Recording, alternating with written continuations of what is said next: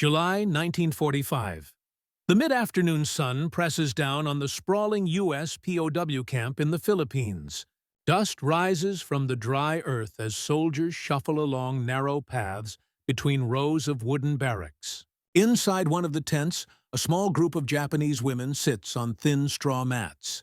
Their hands hover over chipped enamel cups, trembling ever so slightly.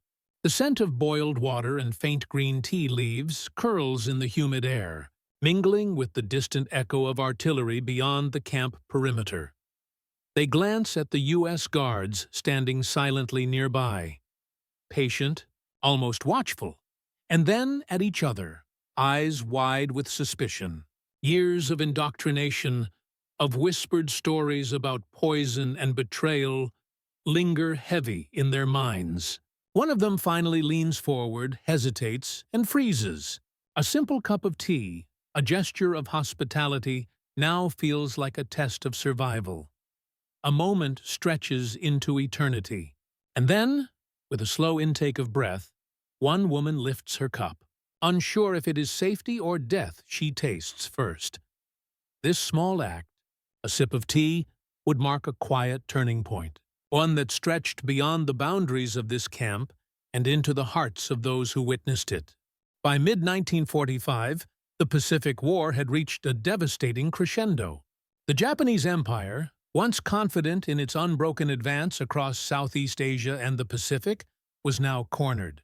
Cities lay in ruins from relentless American air raids, supply lines were fractured, and the Imperial Navy had been nearly annihilated at battles like Leyte Gulf.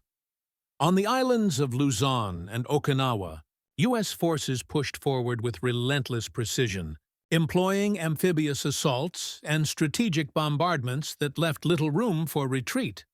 It was in this environment of collapse that many Japanese soldiers, both men and women, found themselves captured. Though women were rarely combatants, some had been mobilized as nurses, clerical workers, or auxiliaries close to frontline units. When American forces occupied key positions, these women, often exhausted, malnourished, and traumatized, were taken to POW camps, secure, fenced compounds designed to house the growing number of prisoners. Conditions varied by location, but the overarching aim was consistent: safety, security, and control, all tempered by a strict adherence to Geneva Convention standards. At least in principle, for Japanese women, captivity was a complex psychological ordeal. Many had been raised under an education system emphasizing loyalty to the emperor and deep suspicion of foreigners, particularly Americans. Stories of chemical attacks, poisoned food, and deceptive enemy kindness were whispered among soldiers, reinforcing a pervasive wariness. Each interaction with U.S. personnel, even a small gesture, was filtered through years of cultural indoctrination and the brutal experiences of a war that had taken millions of lives. Meanwhile, the American side was dealing with its own logistical challenges. Thousands of POWs were arriving daily, and camps had to manage basic needs: medical care, sanitation, food distribution, and security. Officers recognized that Japanese prisoners, particularly women, presented unique challenges. They were often more reserved and cautious than their male counterparts, making trust-building slow and deliberate. Camp routines were designed not only for efficiency, but also to reduce tension. Structured meals, designated rest areas, and supervised activities created predictability in an environment that could otherwise feel chaotic to prisoners, conditioned by years of combat, stress.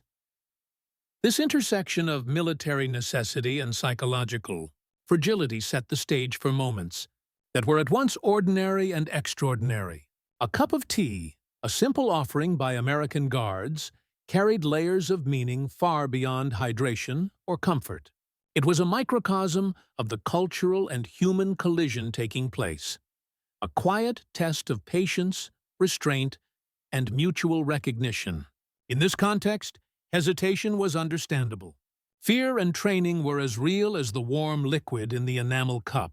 Trust had to be earned, slowly, sip by sip. These dynamics would shape every interaction within the camp, informing both small gestures and broader policies. The story of that afternoon, of a single tea shared between enemies, cannot be understood without first grasping the wider reality. The final months of a war that demanded obedience, suspicion, and survival in equal measure. Inside the camp, life followed a rigid rhythm. Dawn arrived with the clatter of mess trays and the sharp call of guards, signaling the beginning of roll call. Japanese women, POWs, awoke on narrow straw mats or thin cots, in tents or wooden barracks that offered little insulation from the tropical heat. The air was thick with humidity, mingling with the faint scent of disinfectant, boiled rice, and soap. Every day brought the same small tasks: queuing for meals, assisting in camp chores, tending to the infirm, or simply waiting, restless, for the hours to pass. Food, though sufficient by wartime standards, was unfamiliar. Rice, canned meat, powdered milk, and vegetables formed the basis of each meal.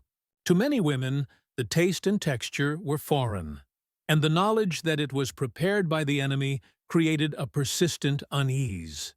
Poisoning, a deep-rooted fear ingrained by years of propaganda, was never far from their minds.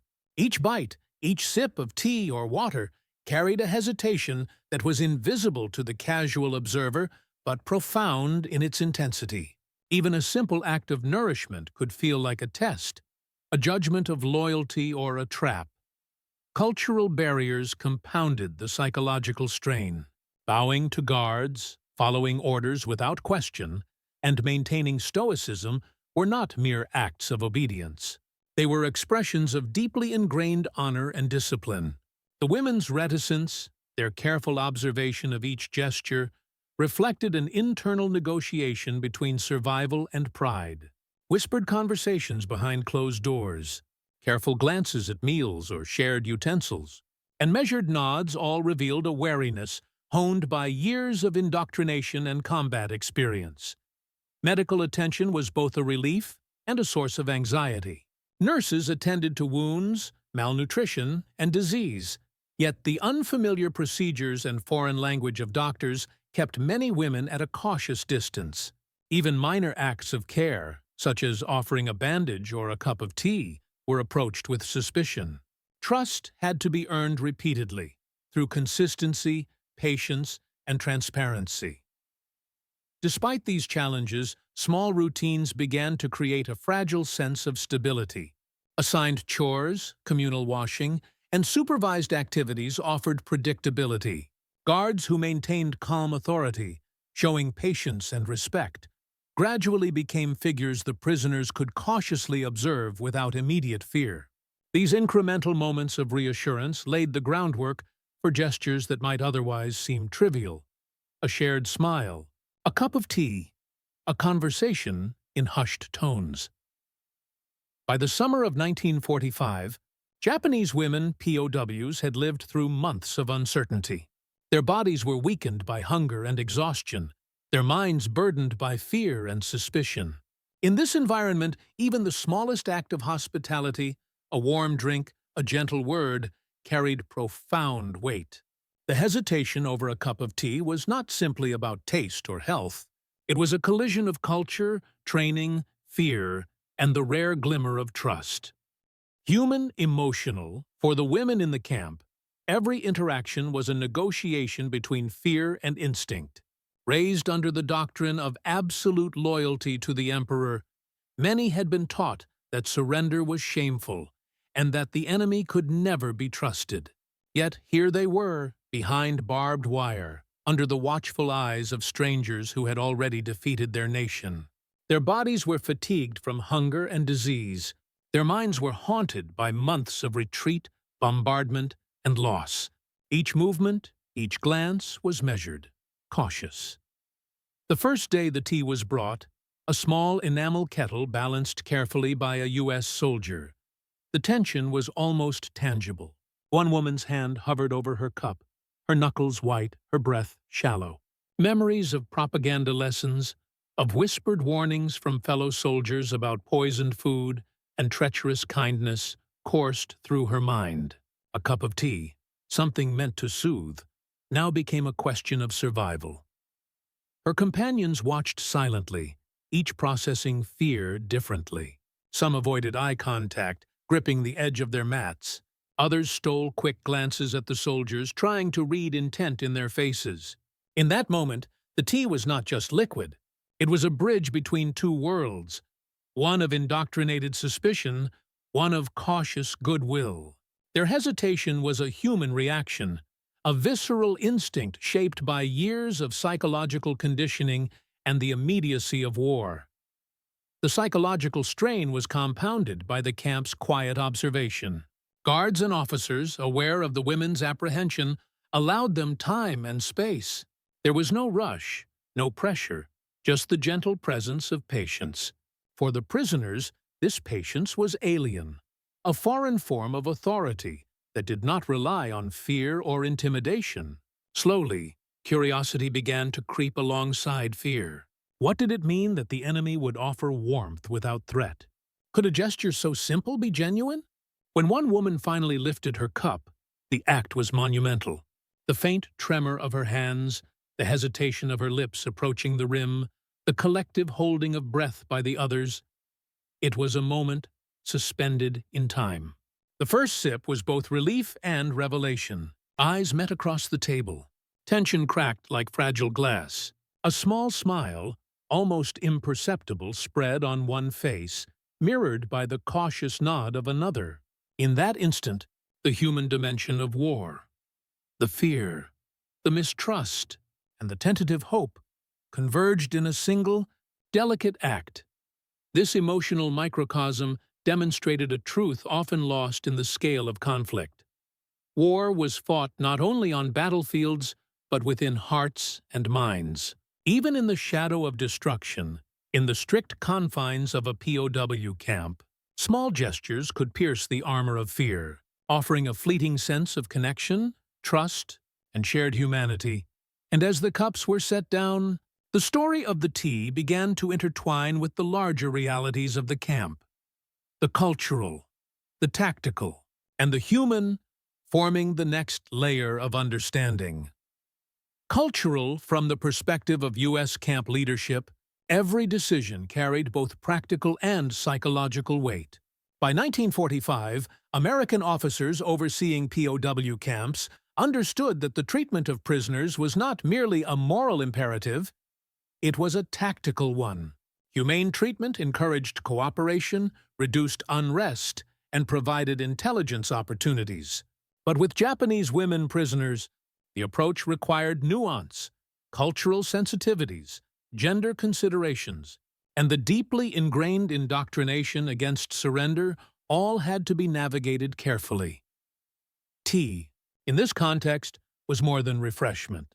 Officers recognized it as a cultural bridge, a small but deliberate act of diplomacy. By offering the beverage in a calm, unhurried manner, they could demonstrate trustworthiness without violating security protocols. Guards were trained to maintain patience, observe body language, and respond to hesitation with silence rather than coercion. These micro-strategies reflected a sophisticated understanding.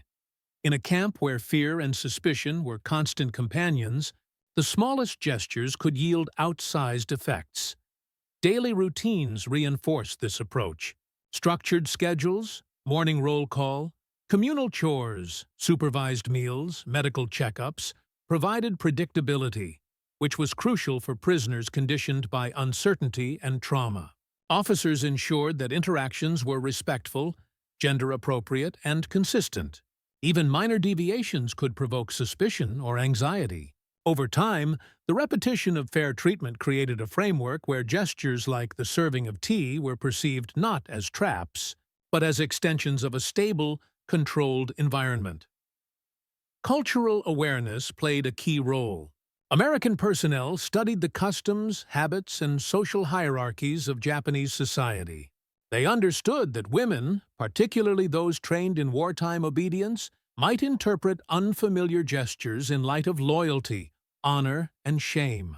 A hurried approach, a loud command, or an impatient tone could reinforce mistrust, while measured calm could encourage tentative engagement. Leadership choices were therefore both deliberate and adaptive, requiring observation, interpretation, and foresight. The results of this approach were tangible. Camps that applied these principles consistently reported lower incidents of unrest, higher morale among prisoners, and improved cooperation in daily tasks. The simple act of offering tea became emblematic of this strategy, a quiet, controlled experiment in building trust across cultural and linguistic divides.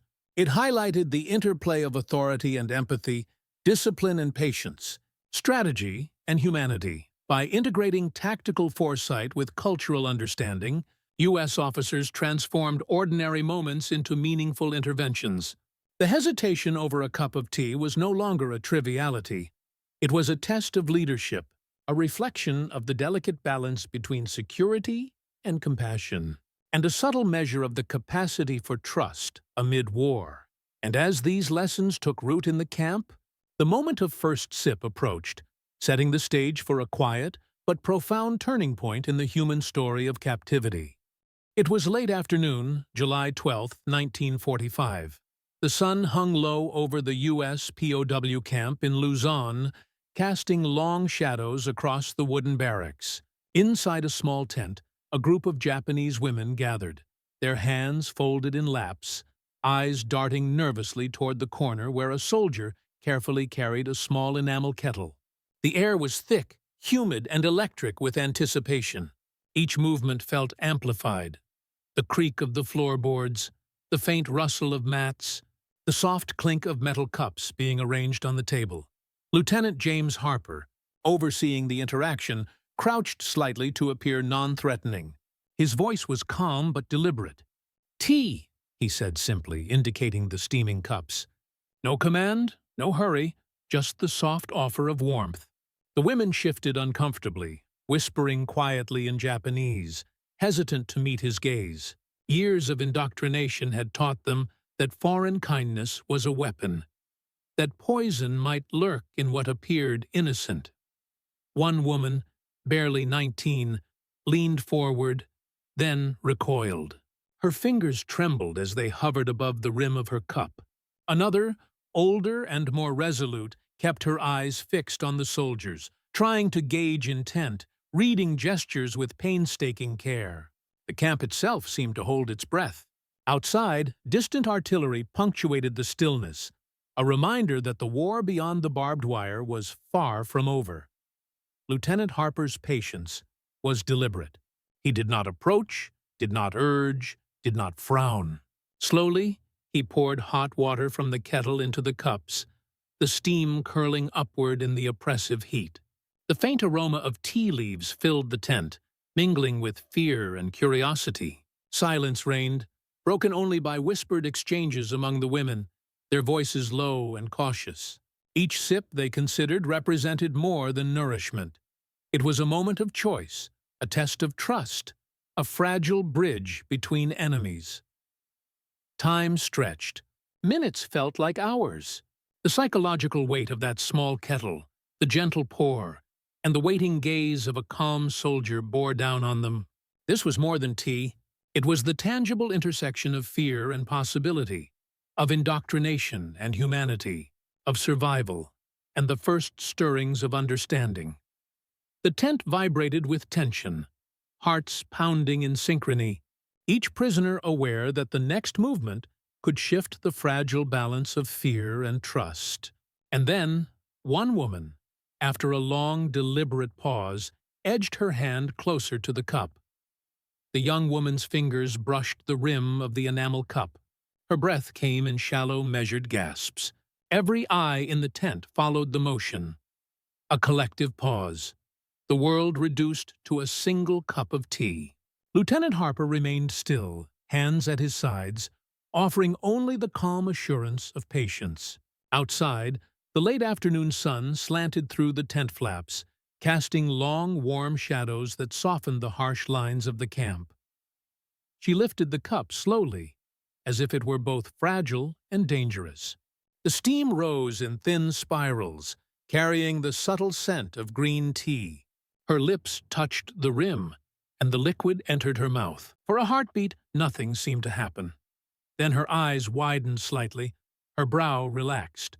Relief mingled with disbelief. She had tasted safety. She had trusted, and the world had not collapsed. A quiet ripple of movement passed among the other women.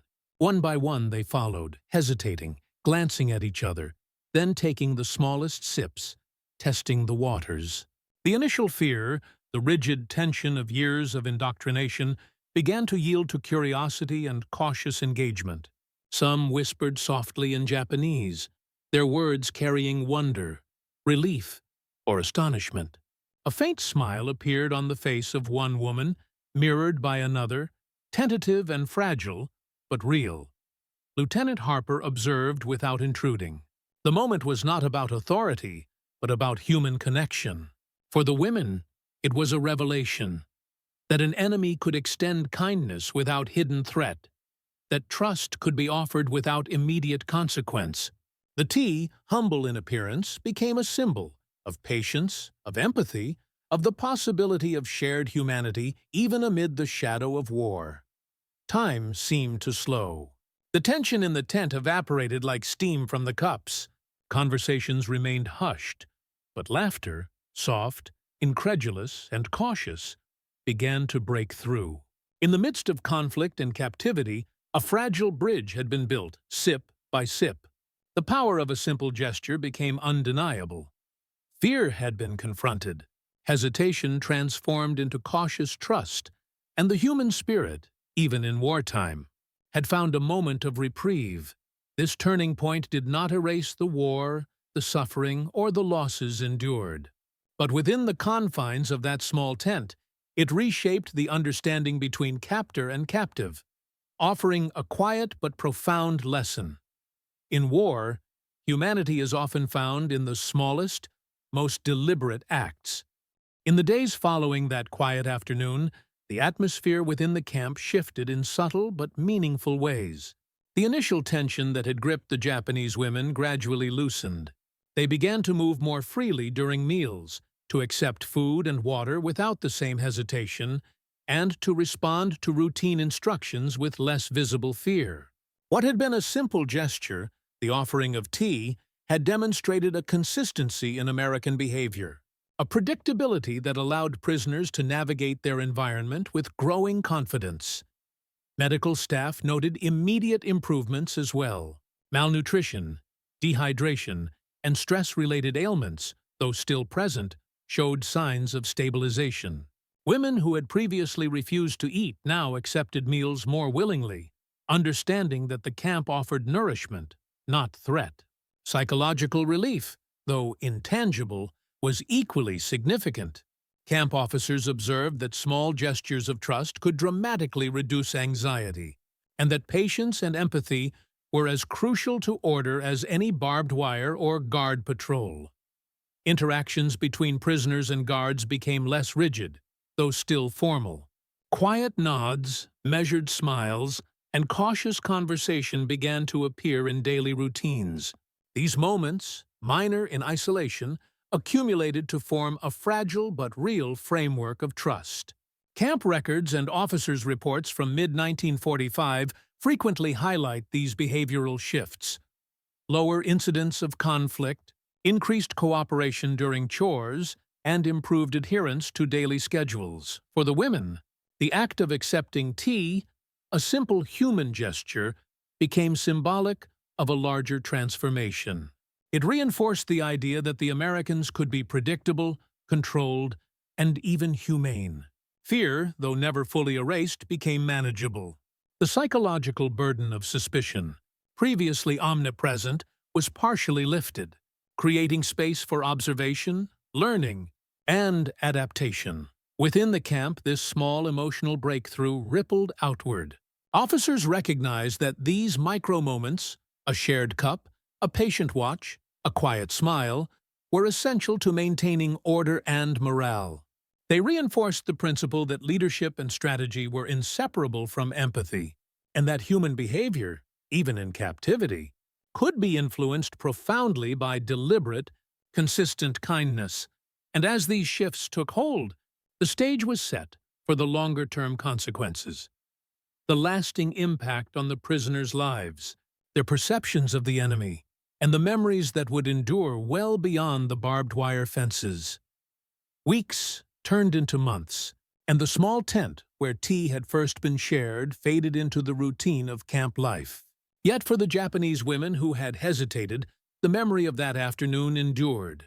Many carried it in quiet, private reflection, a reminder that trust, even in wartime, could be extended and cautiously received.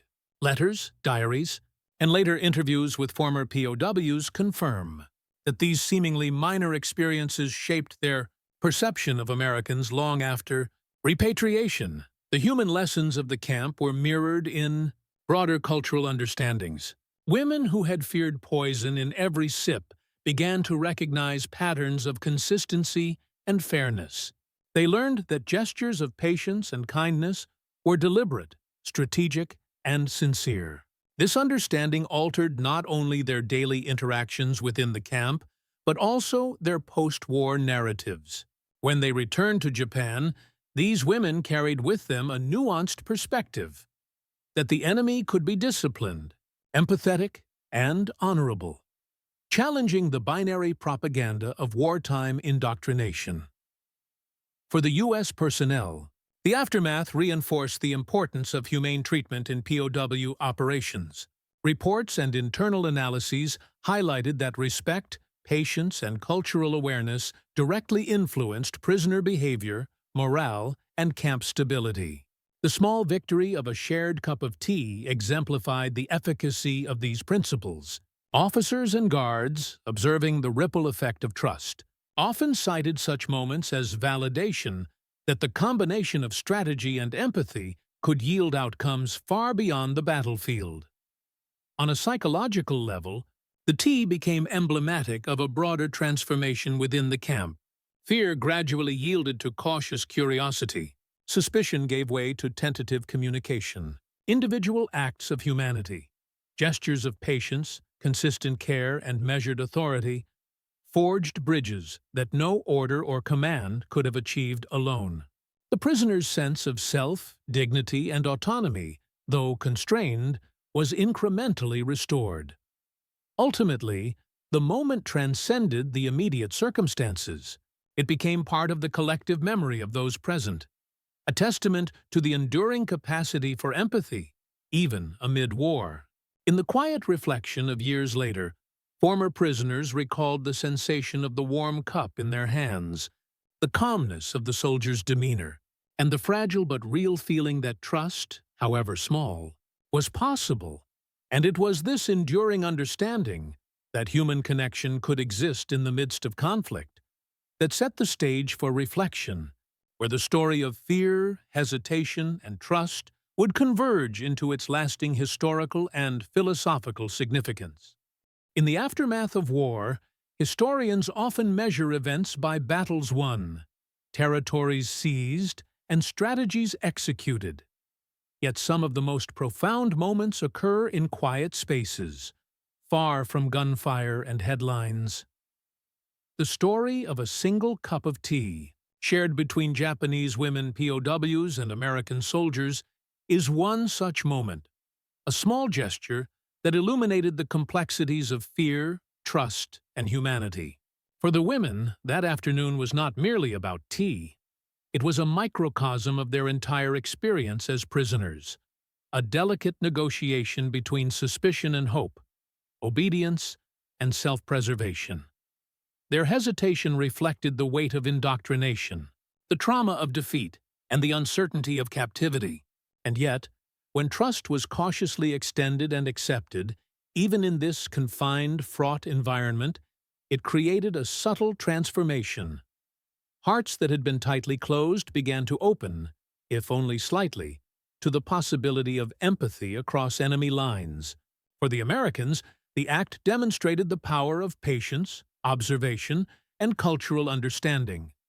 Leadership was not defined solely by authority, but by the capacity to foster trust without force, to influence without intimidation, and to recognize the shared humanity of those they guarded. A simple cup of tea became a tool of diplomacy, an instrument of moral leadership, and a testament to the profound impact of small, deliberate gestures. History often remembers the scale of conflict, the numbers, and the strategies. But within the confines of a camp in the Philippines, the war was also fought in moments of choice, moments when fear met patience, hesitation met understanding, and enemies glimpsed the possibility of mutual recognition. It is these instances that remind us that humanity can endure, even amid the harshest conditions. And so, the image lingers. A young woman, trembling fingers around an enamel cup, tasting warmth, safety, and the faint, fragile hint of trust. In that quiet act, the war's brutality met a subtle humanity, and the story of a cup of tea became a testament, not to the victory of armies, but to the resilience of the human spirit.